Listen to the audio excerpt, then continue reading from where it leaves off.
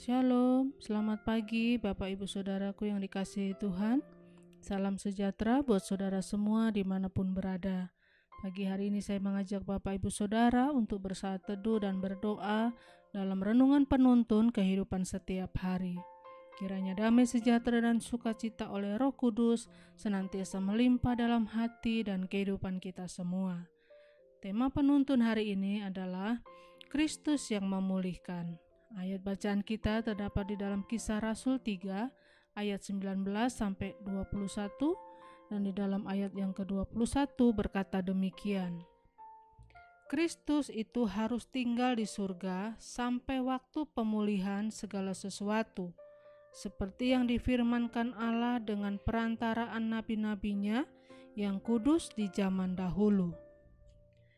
Bapak Ibu Saudaraku yang dikasihi Tuhan, kita tahu bahwa konsep dunia hari-hari ini menganggap bahwa dosa terbesar hanya ada dua, yaitu perzinahan atau penyembahan berhala.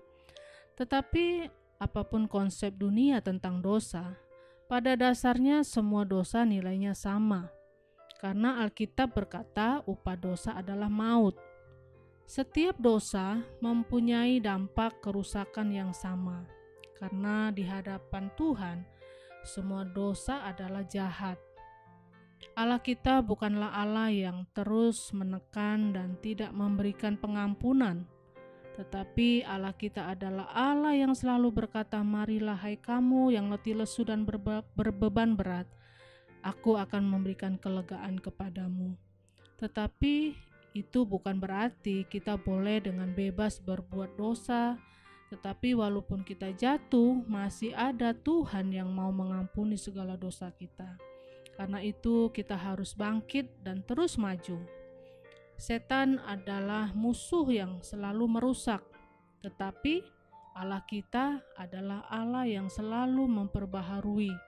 Karena itu hidup Kristen adalah hidup yang selalu mengalami kemajuan. Perbuatan dosa serta kesalahan-kesalahan yang kita perbuat seringkali menciptakan kesusahan dan kerumitan yang tidak dapat diselesaikan kecuali kita berbalik dan kembali ke jalan Tuhan. Dan persoalan kita seringkali kita tidak cukup lembut atau peka untuk menyadari kesalahan kita. Lama atau cepatnya ada pemulihan bukan tergantung Tuhan, tetapi tergantung bagaimana sikap kita terhadap kesalahan itu. Seringkali kita mencoba menyelesaikan kesusahan dan kerumitan kita dengan kekuatan kita sendiri, sehingga kita jatuh lebih dalam lagi. Nah, pemulihan apakah yang Allah janjikan kepada kita? Di sini kita akan belajar dan biarlah ini menjadi penuntun kita hari ini, di mana Tuhan akan memulihkan kita jika kita mau sadar dan bertobat.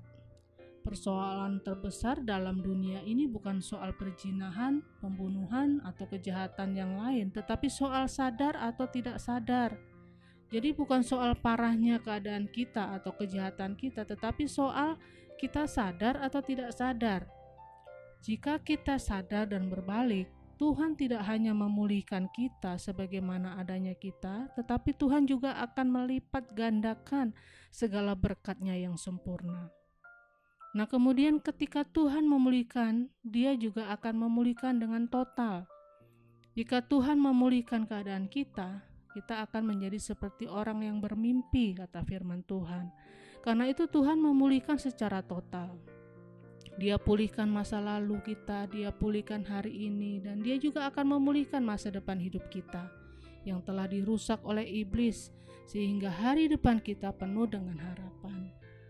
Ketika Tuhan memulihkan kita dapat membuktikan kesetiaan-Nya kepada kita. Jadi pemulihan Tuhan itu adalah bukti kesetiaan-Nya kepada kita. Walaupun kita tidak setia, Dia tetap Allah yang setia dan mengasihi kita. Karena itu jika kita tidak berbuat dosa, bukan karena kita takut kepada api neraka, tetapi karena Tuhan itu baik dan setia kepada kita. Dan tujuan Allah memulihkan kita, yaitu agar kita dapat menjadi saksi-saksinya Tuhan. Orang yang merancangkan kejahatan akan melihat kedahsyatan Allah dalam hidup kita. Karena itu jangan pernah membalas yang jahat dengan yang jahat, sebab Tuhanlah yang menjadi pembela kita. Jadi Bapak Ibu Saudaraku yang dikasihi Tuhan, jangan biarkan dosa dan kesalahan kita menghancurkan hidup kita terus menerus, tetapi bangkitlah supaya kita dapat menerima pemulihan dari Allah dan kita menerima janji-janjinya dinyatakan dalam hidup kita. Amin. Mari kita berdoa. Bapa di surga, kami bersyukur buat hari ini Tuhan, di mana janji firman-Mu kembali menguatkan kami bahwa Tuhan sendirilah yang akan memulihkan keadaan kami. Tuhan sendirilah yang akan mengubahkan kami menjadi manusia yang baru, manusia yang ditebus, diselamatkan oleh kuasa darah-Mu. Dan kami percaya Tuhan, jika pemulihan itu terjadi atas hidup kami, maka hidup kami akan memancarkan kemuliaan-Mu, akan menjadi berkat, menjadi saksi bagi banyak orang. Karena itu pakai kami, pulihkan kami, dan urapi kami Tuhan untuk kami menjadi berkat. Terpujilah nama-Mu Bapa. Di dalam nama Tuhan Yesus kami berdoa bersyukur. Haleluya. Amin.